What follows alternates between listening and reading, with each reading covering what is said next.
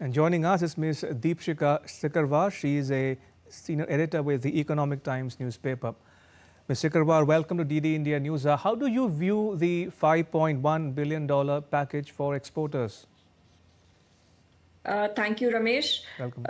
As we know, Indian exporters had to compete globally with all the challenges that they faced because a lot of our other competitors, they provided a lot of funding and there were a lot of subsidies given, and they had some better infrastructure to deal with.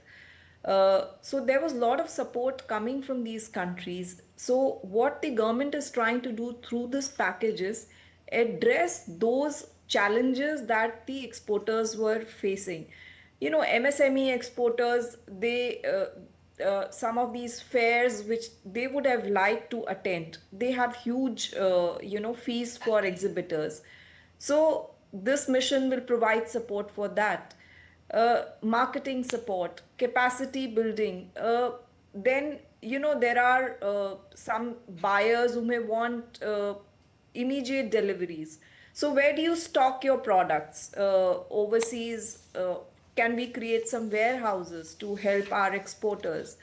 So, the kind of assistance that is being sought to be provided through this mission will help the export sector, particularly us smaller exporters who do not have that kind of, you know, financial muscle to actually market themselves and to create niche for themselves in the global markets. Do you think it will also go a long way to help offset the impact of US tariff hikes?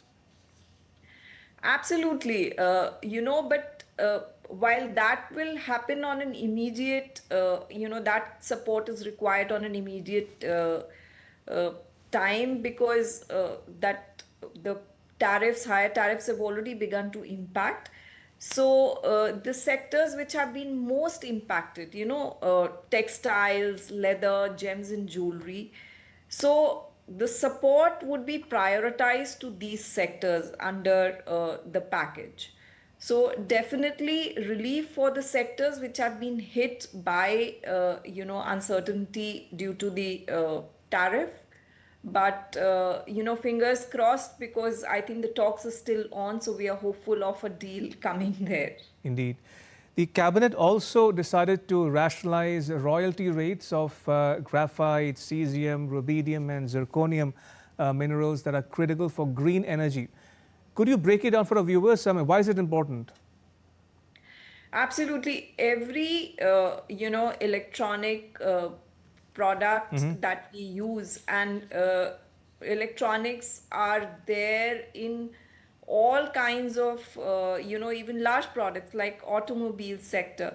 So these electronic products, they use these rare earths which are really required. And we saw, like in recent times, the automobile sector was particularly hit very hard because China imposed certain restrictions on export of rare earth magnets.